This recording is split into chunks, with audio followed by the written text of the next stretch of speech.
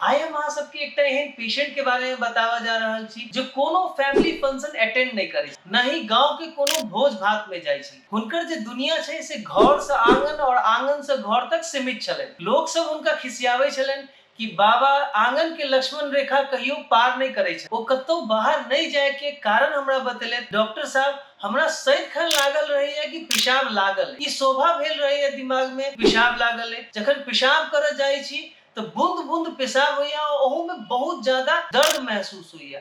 पेशाब केला के बाद एहन बुझाइया कि पेशाब के रास्ता में पेशाब अटकल है और कखनो बूंद बूंद निकल जाए। कनिको भारी सामान अगर उठा ले छी या कोनो बात पर हंसलो या कनिको खांसी भेल तो तुरंत पेशाब बाहर निकल जाइए। ओई समय में हमरा बहुत लाज लागे और यही कारण हम कतो बाहर नहीं जा चाहे छी। और आप तो एहन भ गेल है कि पेशाब हमेशा बूंदे बूंदे टपकत रहैया, डायपर पहिरे पड़ैया और डायपर के कारण पूरा काछ हमर सड़ गेला, हमेशा नोचित रहिए, बहुत परेशान भ गेल छी। बहुत जगह इलाज करेलो, अब ठीक नहीं भ रहल है। भगवान एई परेशानी से तो नीक छला कि हमरा ल जैते। ई समस्या बहुत कॉमन छै। ओल्ड एज भेला के बाद औरत हो या मर्द, कोनो आदमी के खांसी केला पर या फिर हंसला पर या कोनो भारी वजन उठेला पर पेशाब अगर निकल जाइत हुई, ड्रॉप बाय ड्रॉप पेशाब होइत हुई और बहुत ज्यादा ओइमे दर्द होइत हुई, तो ओइ के लेल होम्योपैथी के एकटा सटीक दवाई हम अहाँ के बताबै छी जे श्योर शॉर्ट काज करे छै। ओ दवाई के नाम छै कोपोविया ऑफ क्यू। एई दवाई के